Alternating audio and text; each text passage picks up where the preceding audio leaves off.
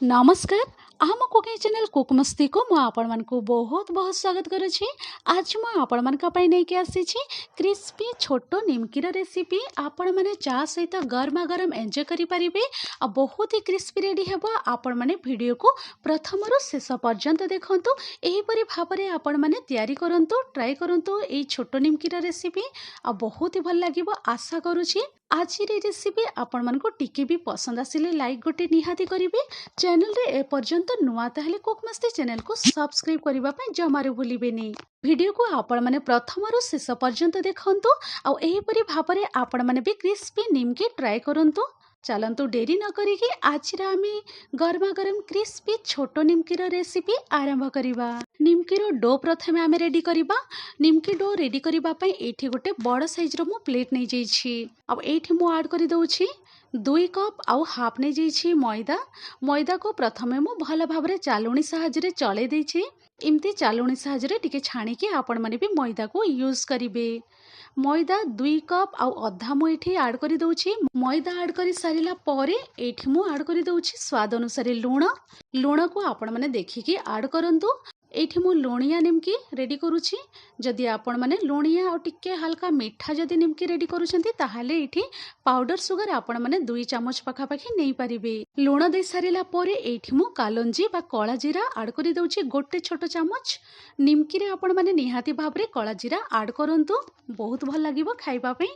ता सहित एठी मु 1/4 टीस्पून नै जाइछि आजवाइन। निमकी रे आपण माने निहाती भाबरे आजवाइन ऐड करंतु।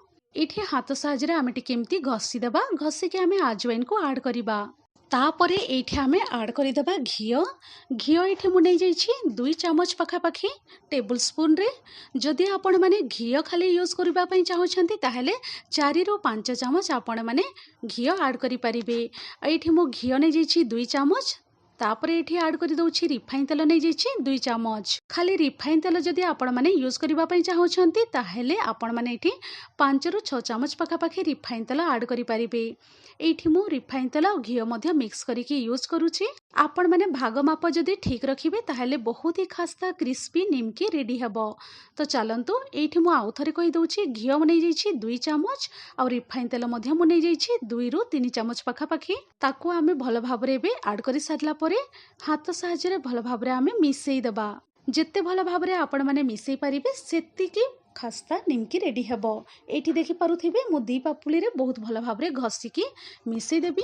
आ एठी टोटल 4 रु 5 मिनिट पाखा पाखी बहुत भल भाबरे मु मिसेई देछि। भल भाबरे मिसी जाई सारिला परे एबे एठी आमे अल्प अल्प पानी ऐड करिबा आउ मीडियम टाइट डो आमे रेडी करिबा। आ एठी देखि पारुथिबे अल्प अल्प पानी देकी मु सबो जिंस को भल भाबरे मिसेई देछि। आ एमती मु मीडियम टाइट डो रेडी करि देछि। तो चलंतु कवर करिके आमे रेस्ट हेबा पई छाडी देबा 15 रु 20 मिनिट पाखा पाखी। आ एठी मु कवर खोलिके देखि दउछि 15 रु 20 मिनिट पाखा पाखी हे जाइछि। आमे मीडियम टाइट डो रेडी करिथिले देखि पारुथिबे एठी बहुत भल भाबरे सॉफ्ट डो रेडी हे जाइछि। तो चलंतु आउ थरे आमे भल भाबरे हाथ साहाय्य मिसेई देबा। आ एठी देखि पारुथिबे आउ थरे मु भल भाबरे मिसेई देछि। एमती भल भाबरे चकटी नेबे। आउ थरे भल भाबरे मिसेई दी सारिला परे एबे आमे छोटो छोटो बॉल सब रेडी करि देबा। तो देखि पारुथिबे एठी गोटे बॉल मु रेडी करि देछि आ बाकी सब को आमे कवर करिकि रखि देबा साइड करिकि। आ एठी आमे बेलणा नै जिबा। देखि पारुथिबे आपण माने क्लीन करिकि फ्लोर रे भी आपण माने बेली परिबे। आ एठी देखि पारुथिबे पूरा राउंड शेप रे मु बेली देछि। आ साइड रे एमती टिके मु काटी देछि जेमति कि शेप बहुत भल बासिबो। बहुत मोटा करिकि बेलिबेनी, पतला करिकि आपण माने बेलिबा को चेष्टा करिवे। आ एठी मु छुरी साहाय्य रे एमती पतला पतला सरू सरू करिकि निमकी को मु काटी दउछि। आ एई शेप रे मु काटी दउछि। देखि पारुथिबे आपण माने चाहिले छोट छोट भी करि परिबे, नहले तो टिके बड़ साइज रे भी काटी परिबे। एमती सेम प्रोसेस रे आमे सब डो रेडी करिकि निमकी आमे रेडी करिबा काटिकि।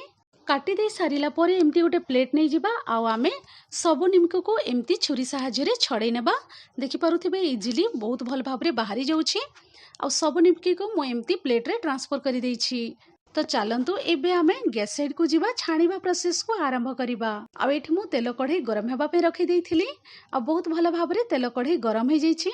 तेल को आपण माने हाई फ्लेम रे बिल्कुल भी गरम करिवेनी, लो टू मीडियम मझिरे रखिबे फ्लेम को आ गरम हेबा पे छाड़िबे। तो चलंतु एबे एठी हल्का रे तेल कढ़ई गरम हे जाइछि। एबे आमे केयरफुली निमकी सब को डीप करिबा। सब निमकी सब कटा को ये मु डिप कर भल भाव में आम 1 मिनिट एमती छाड़ीदे। तापर ये मु ओल्टा पल्टा करके एमती देखिपे भल भाव में छाणी देछि। लाइट गोल्डन ब्राउन हेबा पर्यंत आम छाणीदे। आ बहुत भल भाव में निमकी रेडी हो जाइए देखिपे ये बहुत भल भाव में कलर मध्य पलै आसी। तो चलतु गोटे बैच रेडी हो जाइए। एमती सेम प्रोसेस रे आम सब निमकी बेलिकी रेडी करके आम छाणिकी रेडी करवा। तो चलतु ये निमकी को मु गोटे प्लेट को साइड करके रखी दउछि। आ सेम प्रोसेस रे आम सब निमकी रेडी करवा। एठी मु सेम प्रोसेस रे सब निमकी छाणिकी रेडी कर दउछि देखिपे बहुत ही बढ़िया कलर भी आसी जाइछि। आउ रेडी हो जाइछि बहुत ही क्रिस्पी निमकी। आपण माने भी प्रोसेस रे तैयारी करंतु। आशा करूछे एई रेसिपी आजिरा आपण मानको निहाती भाबरे पसंद आसीथिबो।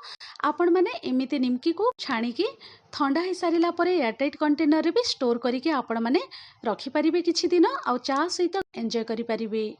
आशा करूछे आजिर ए रेसिपी आपण मानको निहाती भाबरे पसंद आसीथिबो। टिके भी आजिर रेसिपी पसंद आसीथिले लाइक गोटे निहाती करिवे आ चैनल रे नुवा ताहले सब्सक्राइब मध्य करिदेबे। Thanks for watching. Bye bye, take care.